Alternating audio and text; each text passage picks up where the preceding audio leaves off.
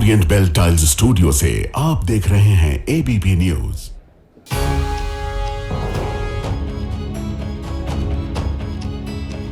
नमस्कार, मैं हूं आपके साथ शीरी।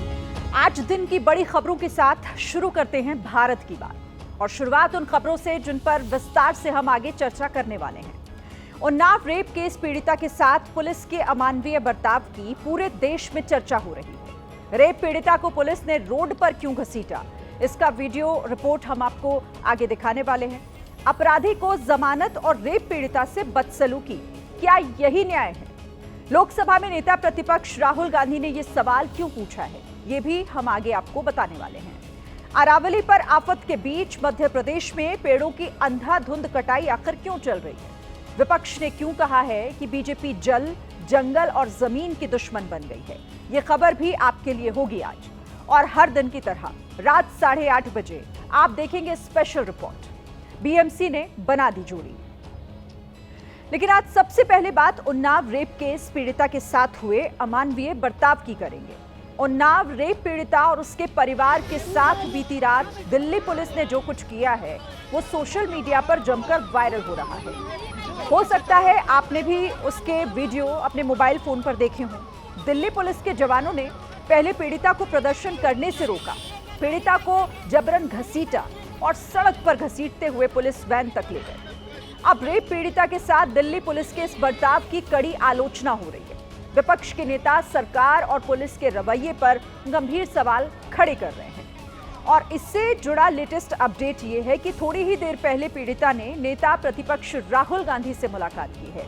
सूत्रों से खबर है कि पीड़िता ने राहुल गांधी से सेंगर के खिलाफ लड़ने के लिए टॉप वकील दिलाने की मांग की है। राहुल ने ऐसा करने का वादा भी किया है। इसके अलावा पीड़िता के पति ने राहुल गांधी से बेहतर नौकरी के लिए अपील की है और न्याय सुरक्षा दिलाने में मदद मांगी है। अब यहाँ आपके मन में एक सवाल उठ रहा होगा।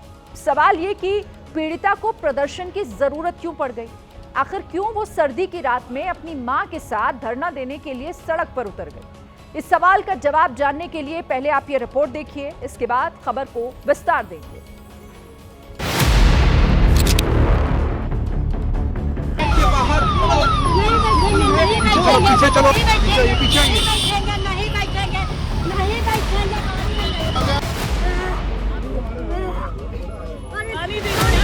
उन्नाव रेप पीड़िता को उस वक्त सड़क पर उतरना पड़ा जब रेप के दोषी पूर्व बीजेपी विधायक कुलदीप सिंह सेंगर को मंगलवार को दिल्ली हाई कोर्ट से जमानत मिल गई। 15 लाख रुपए के मुचलके पर कोर्ट ने सेंगर को जमानत दी। कोर्ट ने सेंगर की सजा को अपील पर सुनवाई लंबित रहने तक निलंबित कर दिया। अदालत ने सेंगर पर 4 अहम शर्तें भी लगाई हैं। शर्त यह है कि सेंगर को पीड़िता से 5 किलोमीटर की दूरी बनाकर रखनी होगी। हर सोमवार को पुलिस के सामने हाजिरी देनी होगी। सेंगर को अपना पासपोर्ट निचली अदालत में जमा करना होगा। सेंगर किसी भी तरह से पीड़िता को धमकाने की कोशिश नहीं करेगा। किसी भी शर्त का उल्लंघन करने पर जमानत रद्द कर दी जाएगी। हालांकि इस जमानत के बाद भी सेंगर जेल की सलाखों से बाहर नहीं आ सकेगा, क्योंकि वो पीड़िता के पिता की हत्या के मामले में 10 साल की सजा काट रहा है। इधर सेंगर को कोर्ट से राहत मिली, उधर मानो रेप पीड़िता और उसके परिवार पर आफत आ गई। सेंगर को जमानत मिलने के खिलाफ पीड़िता ने पहले दिल्ली हाई कोर्ट के बाहर प्रदर्शन किया। रेपिस्ट बाहर क्यों के पोस्टर दिखाए। पुलिस ने पीड़िता को यहां से हटा दिया।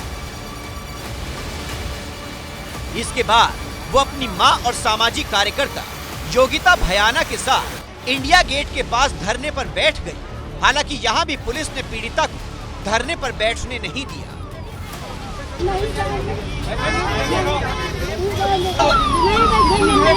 पीछे चलो, पुलिस के जवानों ने पीड़िता के साथ जबरदस्ती की। पीड़िता, उसकी मां और सामाजिक कार्यकर्ता योगिता भयाना को घसीटते हुए पुलिस वैन में उठाकर ले गए।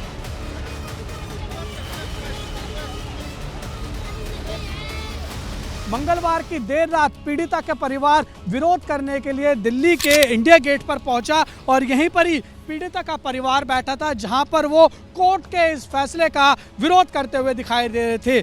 जिसके बाद कुछ देर यहां पर पीड़िता का परिवार बैठा, लेकिन सुरक्षा व्यवस्था का कारण बताया जा रहा है कि उनको यहां से हटाया गया। पीड़िता और उसका परिवार सेंगर को जमानत का कड़ा विरोध कर रहा है। हाई कोर्ट के फैसले को सुप्रीम कोर्ट में चुनौती देने की बात कह रहा है। मेरा यही कहना है कि मैं उस जजमेंट से बहुत आहत में हूँ। मुझे बहुत दुख है कि ऐसे रेप के आरोपी को अगर बेल मिल जाती है तो हर बहन बेटी को कैसे न्याय मिलेगा, हर बहन बेटी का हौसला टूट जाएगा। अगला कदम मेरा ये कि हम सुप्रीम कोर्ट जाएंगे भी। 1 हफ्ते के लिए सुप्रीम कोर्ट ऑफ है। जैसे कोर्ट ओपन होती है हम कोर्ट जाके और मैं अपनी अपील करेंगे। हम सुप्रीम कोर्ट पे ही हाथ जोड़ के कह रहे हैं कि हमको सुप्रीम कोर्ट न्याय दे। ये जज साहब के न्याय से हमको नहीं न्याय मिली है। उनको कैसे बेल मिल गई, कैसे उनको अपील करके जज साहब ने 2 मिनट कुर्सी में नहीं बैठे, मेरी सुनवाई नहीं किया, उनको बेल दे दिया। सर कोई और होता तो कब की ये लड़ाई छोड़ चुका था, बट उसकी इतनी हिम्मत है, वो यहाँ तक लड़ी है। हमने काफ़ी समझाया, उनकी मनोस्थिति बहुत ख़राब है जैसा मैंने बोला, बट वो स्ट्रॉन्ग लड़की हैं। उनके जो हस्बैंड हैं वो बहुत परेशान हैं, सुसाइडल हैं, उनकी हम काउंसलिंग करवा रहे हैं। तो बहुत सारी इश्यूज से वो गुजर रहे हैं। अभी सुप्रीम कोर्ट में भी जाना है, कल हम लॉयर्स से भी मिले थे।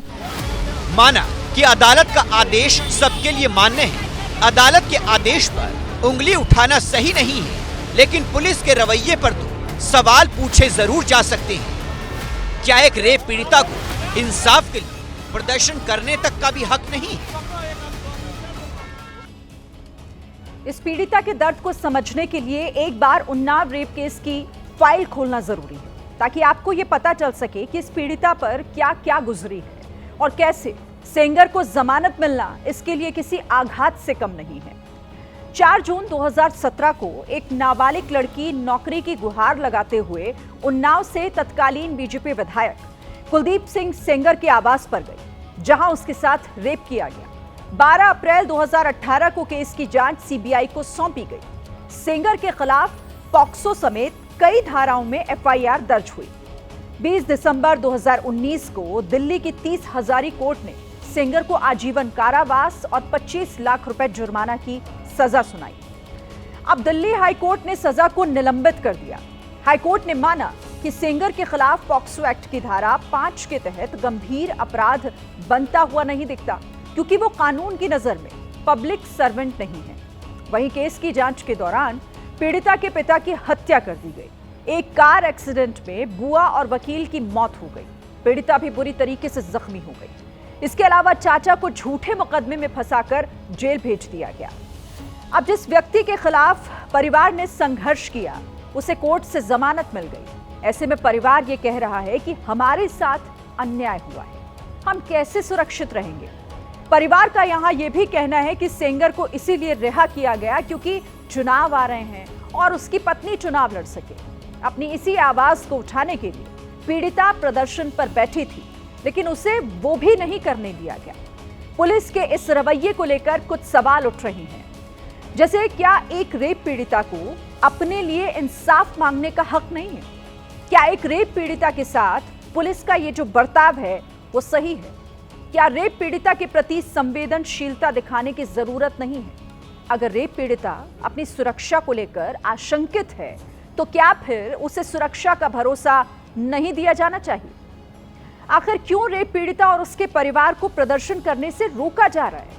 आज भी पीड़ित परिवार जमानत के विरोध में प्रदर्शन के लिए मंडी हाउस पहुंचा था, लेकिन वहां से भी उन्हें उठा लिया गया।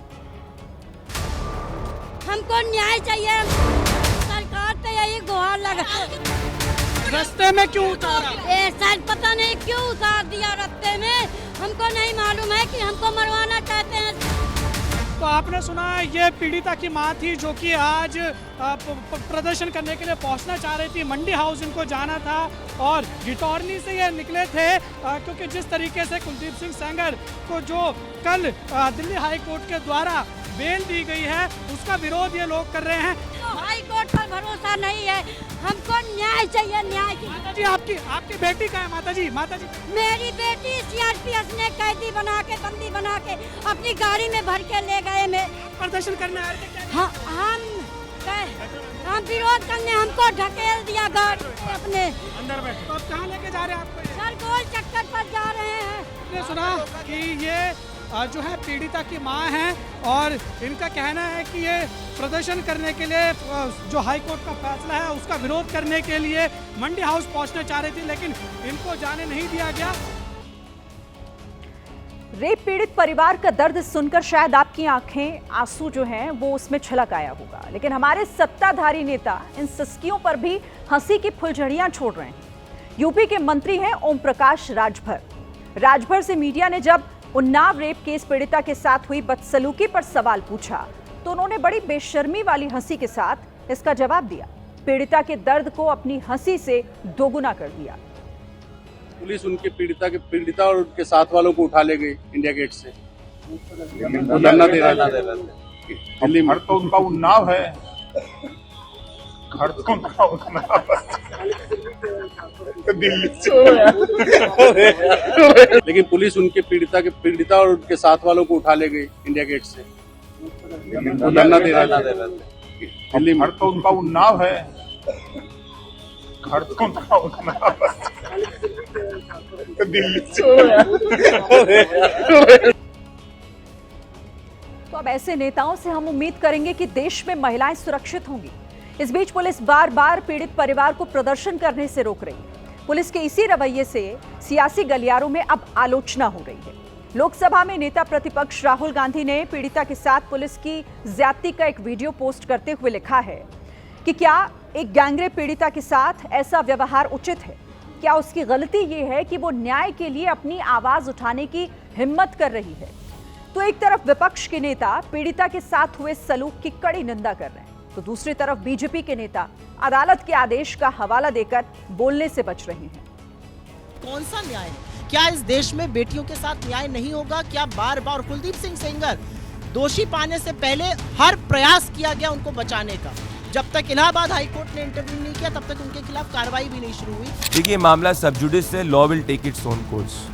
हमने हमेशा उस पीड़ित परिवार की मदद की, पर न्यायालय से जो निर्णय आया है वो सम्माननीय है, पर हमारी संवेदना उस परिवार के साथ कल भी थी। और अब दूसरी खबर पर आते हैं, जिसके केंद्र में मध्य प्रदेश को सांस देने वाले फेफड़ों पर हुआ कुल्हाड़ी वाला अटैक है।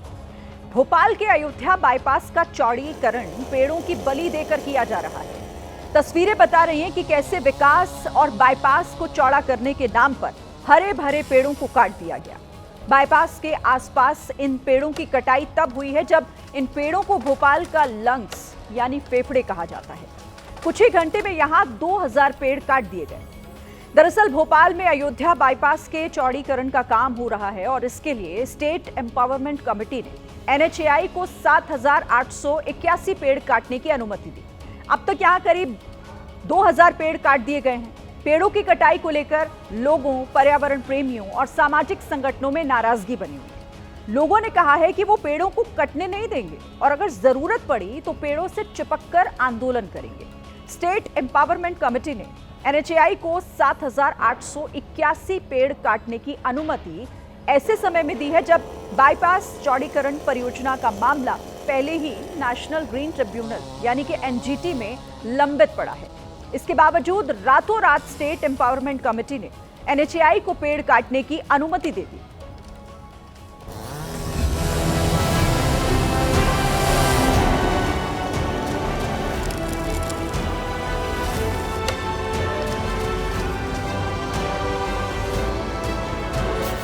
कभी विकास के नाम पर तो कभी बाईपास के चौड़ीकरण के नाम पर पेड़ों की बलि दी जा रही है।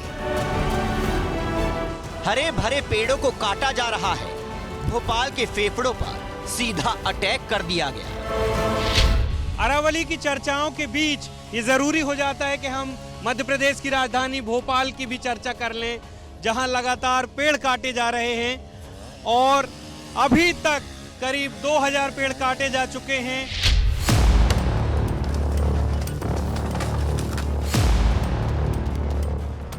भोपाल के अयोध्या बाईपास के पास खड़े इन पेड़ों को बड़ा होने में सालों लग गए, लेकिन NGT के बैन के बावजूद यहां 100 कटर से पेड़ों की कब्र खोद दी गई और ये सब हुआ भोपाल अयोध्या बाईपास के चौड़ीकरण के नाम पर। हैरानी की बात यह है कि अयोध्या बाईपास चौड़ीकरण परियोजना का मामला एनजीटी में लंबित है। इसके बावजूद स्टेट एम्पावरमेंट कमेटी ने NHAI को 7,881 पेड़ काटने की अनुमति दे दी। अनुमति मिलते ही हरे भरे पेड़ों को काट डाला गया। अब तक यहाँ करीब 2000 पेड़ काट दिए गए हैं। कहीं ना कहीं ये भोपाल शहर में निगम प्रशासन और ऊपर से नीचे तक के जितने वरिष्ठ अधिकारी हैं वो सब इस विनाश में सहभागी हैं। जिन पेड़ों की वजह से भोपाल सांस ले रहा है, उन्हीं फेफड़ों पर आरी चला दी गई, जिसके बाद स्थानीय लोग, पर्यावरण प्रेमी और सामाजिक संगठनों में भारी गुस्सा है। केंद्र में भी भाजपा की सरकार है, राज्य में भी भाजपा की सरकार है। 1000 पेड़ काटने के बाद आप इस पर रोक लगा रहे हैं। प्रधानमंत्री कहते हैं एक पेड़ माँ के नाम, आपने 1000 पेड़ काट दिया, हजार माओं का आपने कत्ल कर दिया। कि जब एनजीटी में मामला लंबित है तो पेड़ों को काट कैसे दिया गया? स्टेट एम्पावरमेंट कमेटी ने NHAI को पेड़ काटने की अनुमति कैसे दे दी? क्या इतनी बड़ी संख्या में पेड़ों को काटने से पहले पर्यावरण आकलन हुआ था? ये सब नूरा कुश्ती चल रही है सरकार की, एनजीटी हो कोई भी हो, चाहे ये पेड़ों को काटने वालों के ऊपर हत्या का प्रकरण दर्ज होना चाहिए, उनको जेल में डालना चाहिए। 2000 पेड़ काट दिए।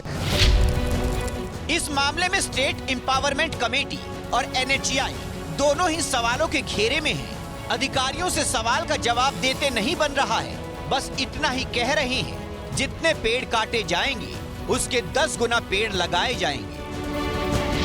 कमेटी के रिकमेंडेशन के हिसाब से हमें 10 गुना पेड़ों का पौधारोपण करना है। हालांकि आज इसमें राहत की खबर ये आई कि एनजीटी ने पेड़ों को काटने पर रोक लगा दी है, जिसकी अगली सुनवाई अब 8 जनवरी को होगी। 2 दिन पहले ही हमने भारत की बात में आपको विकास के नाम पर विनाश की एक और तस्वीर दिखाई थी। MP के सागर और छतरपुर के घने जंगलों के बीच से 526 किलोमीटर लंबा 4 लेन हाईवे बन रहा है, जो भोपाल से कानपुर को जोड़ेगा। इस हाईवे के लिए भी जंगल के बीचों बीच 25,000 से ज्यादा पेड़ों को काट दिया गया। अब सागर और छतरपुर वाली कहानी भोपाल में दोहराई गई है, जिसको लेकर विपक्ष कह रहा है बीजेपी जल, जंगल और जमीन की दुश्मन बन गई है। नरेंद्र मोदी जी का यह नया भारत है, जिसमें एक पेड़ माँ के नाम और सारा जंगल, सारी हरियाली ठेकेदारों और अडानी के नाम। जो भी सड़क बनाई जा रही है वो नियमों के अनुसार बनाई जा रही है। जो वृक्ष हटाए भी जाएंगे उनके बदले उससे अधिक वृक्ष लगाए जा रहे हैं। भारतीय जनता पार्टी जल, जंगल और जमीन की दुश्मन है। इनको जनता के सरोकारों से कोई मतलब नहीं। दरअसल ये सरकार संसाधनों को लूट करके अपने चंद उद्योगपति दोस्तों को फायदा पहुंचाने वाली सरकार है। बटेंगे तो कटेंगे वाले नारे का शोर BMC तक पहुंच गया है, और इसी नारे का हवाला देकर महाराष्ट्र के पूर्व सीएम उद्धव ठाकरे ने आज कहा कि अगर हम बटे तो पूरी तरह मिट जाएंगे। दरअसल मराठी अस्मिता की विरासत को बचाने की बात कहते हुए 20 साल बाद राज ठाकरे और उद्धव ठाकरे साथ आए हैं। आज दोनों भाइयों ने बृहन मुंबई नगर निगम यानी BMC चुनाव एक साथ लड़ने का ऐलान किया। साल 2005 में राज ठाकरे ने नाराज होकर शिवसेना ने अपने रास्ते अलग कर लिए थे और महाराष्ट्र नवनिर्माण सेना बना ली थी। नाराजगी इसलिए थी क्योंकि बाला साहेब ठाकरे ने अपने उत्तराधिकारी के तौर पर राज ठाकरे को नहीं बल्कि बेटे उद्धव ठाकरे को चुना था। लेकिन मुंबई की सत्ता को हासिल करने के लिए दोनों भाई पुराने गिले शिकवे भुलाकर एक दूसरे का हाथ थाम चुके हैं, क्योंकि BMC का चुनाव नगर निगम का चुनाव नहीं बल्कि पावर और पैसे का चुनाव है। 74,000 करोड़ के बजट वाली BMC एशिया की सबसे बड़ी सिविक बॉडी है और अब इसी पर कब्जा जमाने के लिए दोनों भाई हाथ मिला चुके हैं। इसीलिए हम कह रहे हैं BMC ने बना दी जोड़ी।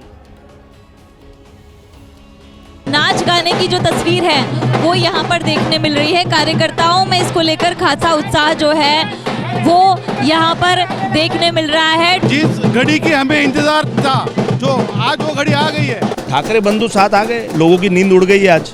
जाके उनको पूछो चक्कर विक्कर तो नहीं आ रहे ना।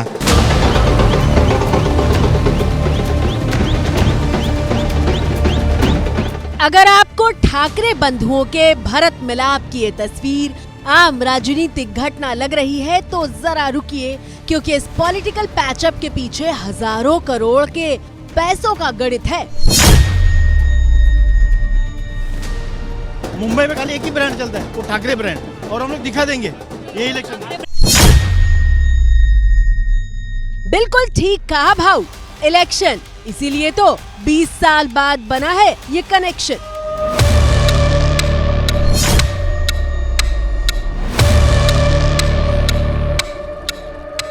तो पहला होना चाहिए था, लेकिन आज हो गया, तो हम लोग खुश है बहुत। आज जो साथ में आए हैं, इसमें समजिए की महाराष्ट्र में ना एक भयंकर खुशी की लहर दौर पड़ी है की बरेच दिवस याची प्रतीक्षा महाराष्ट्र करत होता।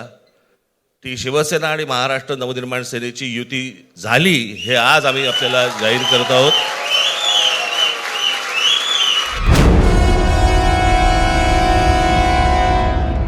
उद्धव ठाकरे और राज ठाकरे के साथ आने की ये तस्वीरें देखकर उनके समर्थक फूले नहीं समा रहे, क्योंकि अब जंग सिर्फ वर्चस्व कायम करने की नहीं बल्कि दशकों पुरानी विरासत को बचाने की है। देखिए हार का डर है, और दोनों परिवारवादी अगर सच में भाईचारे के लिए साथ में आ रहे होते तो पिछले 18 साल में साथ में आ जाते। अब दोनों साथ में, प्रधानमंत्री नरेंद्र मोदी जी और देवेंद्र फडणवीस जी की जो विकास की लहर मुंबई में चल रही है उसके डर से साथ में आए हैं। मैं कहता हूँ ये डर अच्छा है।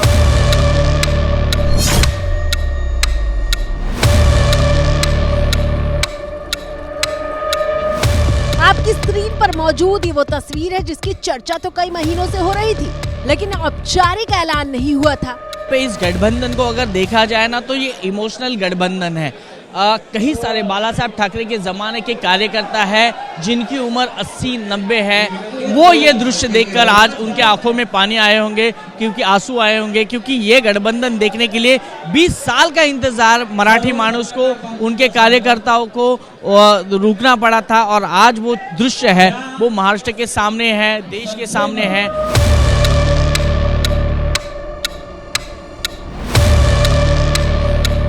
पर बुधवार को मंच से ही राज ठाकरे ने बहुत साफ शब्दों में बता दिया कि दोनों भाई मिलकर बीएमसी का चुनाव लड़ने जा रहे हैं।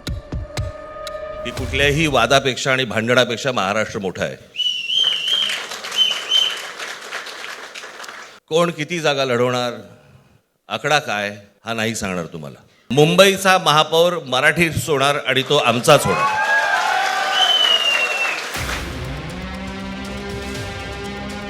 उद्धव और राज ठाकरे के इस गठजोड़ का लक्ष्य मुंबई महानगर पालिका यानी बीएमसी पर कब्जा कायम करना है, क्योंकि जो बीएमसी की सत्ता पर काबिज होता है, समझ लीजिए वो पूरी मुंबई को चलाता है। मराठी माणूस का झंडा मुंबई, पूना, नाशिक, संभाजीनगर, नांदेड़, कल्याण डोंबिवली, मीरा रोड, वसई विरार, हर जगह मराठी माणूस का झंडा लहरेगा।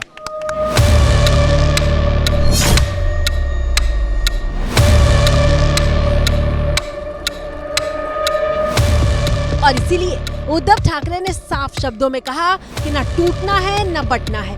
यापुढे मुंबईवरती आणि महाराष्ट्रावरती मैं मराठी लोगों से कहना चाहता हूं, अब अगर आपसे चूक हुई तो सब खत्म हो जाएगा। अब अगर हम बटे तो पूरी तरह मिट जाएंगे, इसलिए ना टूटे ना बटे, मराठी अस्मिता की विरासत को ना छोड़ें। माणसापासून तोडण्याचा प्रयत्न करेल त्याचा राजकारणात खात्मा केल्याशिवाय राहणार नाही, शपथ घेऊन आम्ही मैदानात उतरलेलो।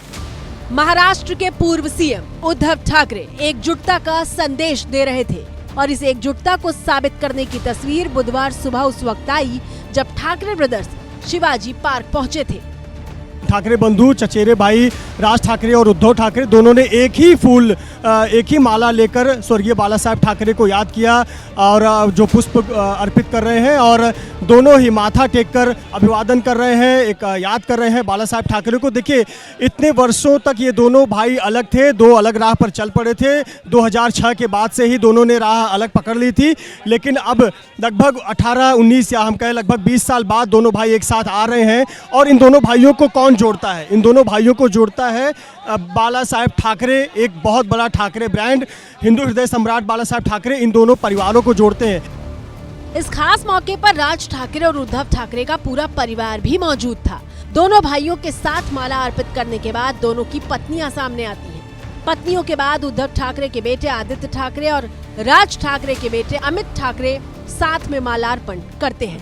राज ठाकरे की पत्नी साथ ही उद्धव ठाकरे की पत्नी दोनों ही लोग अब माल्यार्पण कर रहे हैं स्वर्गीय बाला साहेब ठाकरे की तस्वीर पर। देखिए आपको आदित्य ठाकरे और अमित ठाकरे भी पैर पड़ते हुए अभिवादन करते हुए नजर आएंगे। स्मृति स्थल पर पहुंचकर बाला साहेब ठाकरे को पूरा ठाकरे परिवार याद कर रहा है। बेहद सोची समझी रणनीति के तहत जोड़ी बनाकर इन तस्वीरों के जरिए साफ संदेश दिया जा रहा था कि मराठी अस्मिता के लिए दोनों भाई और उनके परिवारों के बीच कहीं कोई मनमुटाव नहीं है। बहुत ही बड़ा दिन है मुंबई के लिए, महाराष्ट्र के लिए, और जो भी इस महाराष्ट्र की भूमि के लिए लड़ रहे हैं उनके लिए, सबके लिए बड़ा दिन है।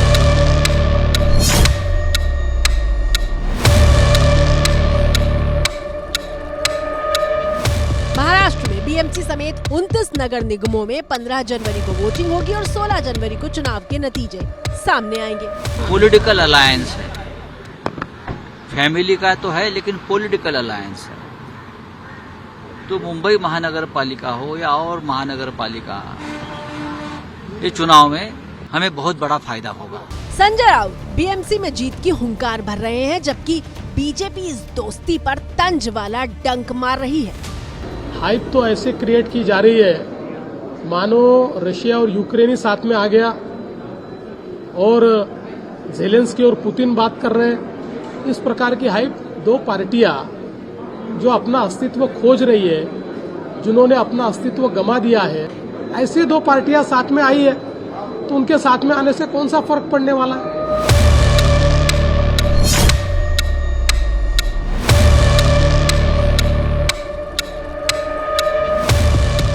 ये बात सच है कि नवंबर 2024 में हुए महाराष्ट्र विधानसभा चुनाव में उद्धव की शिवसेना को करारी हार मिली थी और राज ठाकरे की एमएनएस को अपने अस्तित्व के लिए ही संघर्ष करना पड़ा था। लेकिन सवाल यह है कि बीजेपी जिस तरह से उद्धव और राज ठाकरे की दोस्ती को खारिज कर रही है, क्या राजनीतिक समीकरण भी यही कह रहे हैं? तो इस सवाल का जवाब है नहीं, क्योंकि दोनों भाइयों के साथ आने से बीजेपी का चुनावी गणित भी गड़बड़ा रहा है। वो इसीलिए क्योंकि पिछले 2 दशकों से भाइयों की इस लड़ाई में मराठा वोटर भी 2 खेमों में बटा दिखा, जिसका फायदा विरोधियों ने उठाया। मुंबई की आबादी में मराठा वोटर करीब 26% हैं, जिन्हें ठाकरे परिवार का कोर वोटर माना जाता है। मुंबई में करीब 11% आबादी मुस्लिमों की है। माना जाता है कि इनके वोट भी गैर बीजेपी को ही जाएंगे, जबकि 11% दलित आबादी को भी बीजेपी के वोट बैंक का हिस्सा नहीं माना जा रहा और इसीलिए बीजेपी के पास बीएमसी चुनाव को लेकर चिंता करने की खासी वजह दिखाई दे रही है। लेकिन दोस्ती से पहले कहानी की शुरुआत दुश्मनी से करते हैं।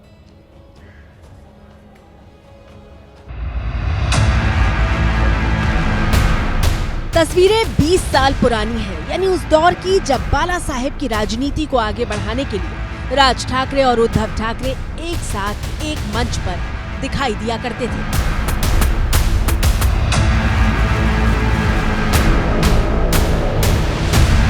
गंगा में स्नान करना चाहिए राज ठाकरे को। छठ पूजा उसके घर के बाहर आके करेंगे हम लोग। ये उन तो परत जातो की नहीं। ठाकरे परिवार की लाइन बहुत साफ थी, मराठी मानुष और मराठी अस्मिता। राज ठाकरे हा स्वतःसाठी किंवा पक्षासाठी नाही, मराठी माणसासाठी म्हणून कोणाच्याही पायासाठी। राज ठाकरे को बाला साहेब का राजनीतिक उत्तराधिकारी माना जाता था। बोलने की शैली हो या फिर हाव भाव से लेकर राजनीतिक अंदाज तक हर इंच में बाला साहेब की झलक मिलती थी।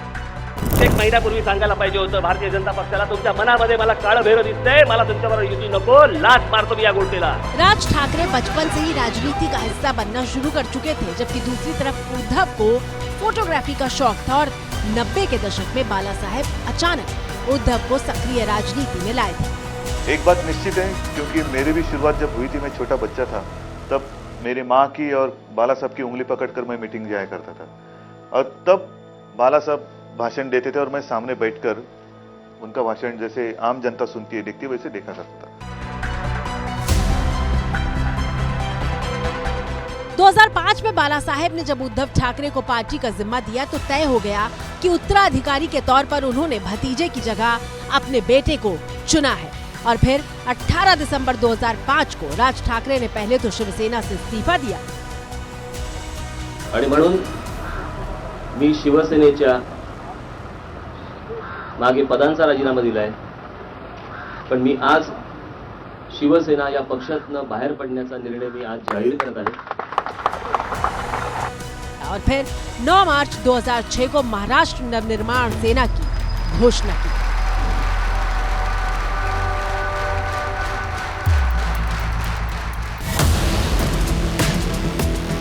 पूरे 20 साल तक राज ठाकरे और उद्धव एक साथ नहीं बल्कि एक दूसरे के खिलाफ हुंकार भरते हुए दिखाई दिए हैं। का माणसाने सगळे अख्खी पक्षाची वाट लावली, अनेक लोक निघून गेले, त्या लोकांना हे म्हणतात गद्दार आहेत। अरे गद्दार तर घरात तिथे बसलाय, ज्यांनी पक्षाशी गद्दारी केली। ये जो जानवर था मेरे घर में पला पोता बड़ा हो गया, मुझे समझ में नहीं है, लेकिन इससे बेहतर वो है जहाँ पे रहते हैं, जहाँ पे नमक खाते हैं, वहाँ नमक खराबी नहीं करते। राज ठाकरे अपनी सुविधा के मुताबिक राजनीतिक मंच भी बदलते रहे, लेकिन 30 साल बाद दोनों भाइयों ने साथ आने का फैसला किया, या यूं कहिए कि होने करने पर मजबूर होना पड़ा, क्योंकि सामने ठाकरे परिवार के आखिरी किले बीएमसी को बचाने की चुनौती खड़ी हो गई है। आगामी महानगर पालिका चुनाव, खास करके मुंबई बीएमसी जो कि देश की सबसे महंगी महानगर पालिका है, जिस पे अब तक शिवसेना का एक तरफा कब्जा पिछले 25 वर्षों से था, वहाँ पर चुनाव दोनों ठाकरे बंधु साथ में लड़ेंगे। आपको बता दें कि सीटों को भी लेकर काफ़ी कुछ हल निकल चुका है। अब तक की बातचीत के मुताबिक 75 से 80 सीटों पर महाराष्ट्र नवनिर्माण सेना चुनाव लड़ सकती है, जबकि 115 से 120 सीटों पर शिवसेना यूबीटी ग्रुप चुनाव लड़ सकती है। इसमें अन्य दलों के लिए क्या कोई जगह छोड़ा जाएगा, इस पर अभी भी मंथन होना बाकी है।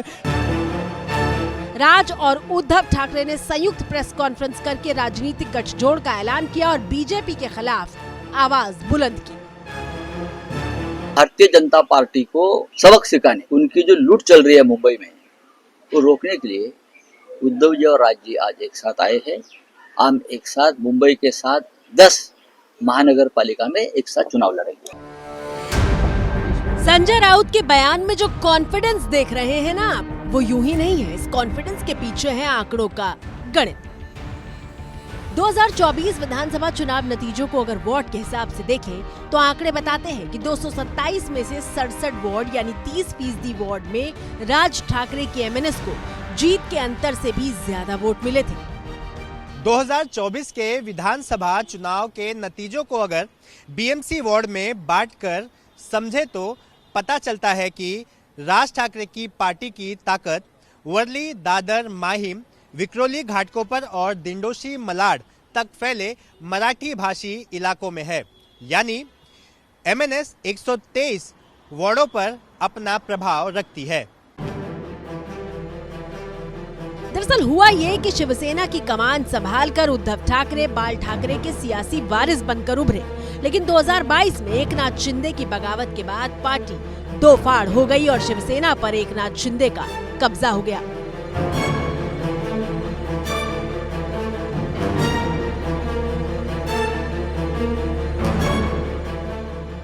उद्धव ठाकरे को शिवसेना यूपीटी के नाम से अपनी पार्टी तक बनानी पड़ी।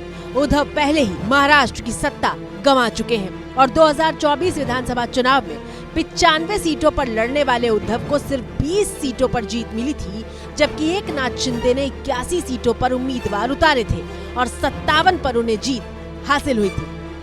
मतलब साफ है कि उद्धव ठाकरे का मुकाबला सिर्फ बीजेपी से नहीं बल्कि बीजेपी के साथ खड़े एकनाथ शिंदे से है, जो मराठी अस्मिता की राजनीति करते हैं। मुंबईवरती आणि महाराष्ट्रावरती कोणी वाकड्या नजरेने किंवा त्यांच्या कपटी कारस्थानाने महाराष्ट्राला मुंबईपासून किंवा मुंबईला महाराष्ट्रापासून, मराठी माणसापासून तोडण्याचा प्रयत्न करेल, त्याचा राजकारणात खात्मा केल्याशिवाय राहणार नाही, शपथ घेऊन आम्ही मैदानात उतरलेलो। उद्धव ठाकरे और राज ठाकरे के लिए बीएमसी का चुनाव सिर्फ नगर निकाय का चुनाव नहीं बल्कि राजनीतिक अस्तित्व और विरासत को बचाने की लड़ाई है। पॉश साउथ मुंबई में खड़ी इस ऐतिहासिक और भव्य इमारत का नाम है बीएमसी। बीएमसी जो मुंबई में ताकत का प्रतीक है, उस पर करीब 3 दशक से शिवसेना का कब्जा रहा है। बीएमसी में आखिरी बार 2017 में चुनाव हुआ था और अब 2026 यानी 9 साल बाद चुनाव होने जा रहा है। राज और उद्धव ठाकरे को कई महीने पहले ही ये बात समझ में आ गई थी कि साथ आए बिना अब काम नहीं चलेगा और इसीलिए मराठी एकजुटता के मुद्दे पर दोनों भाई जुलाई महीने में एक मंच पर दिखाई दिए थे।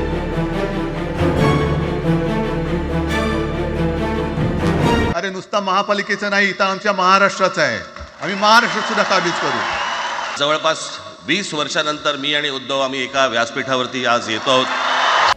महाराष्ट्र की सत्ता हासिल करने के बाद बीजेपी की नजर बीएमसी पर है और 2017 के चुनाव में बीजेपी अपनी ताकत भी साबित कर चुकी है।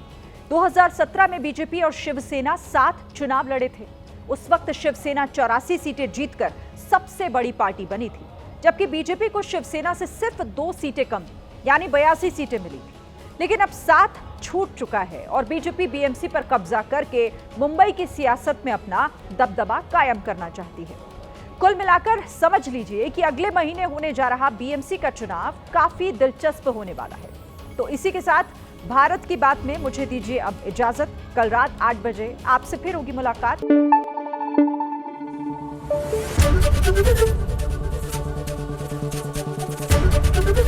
एबीपी न्यूज आपको रखे आगे।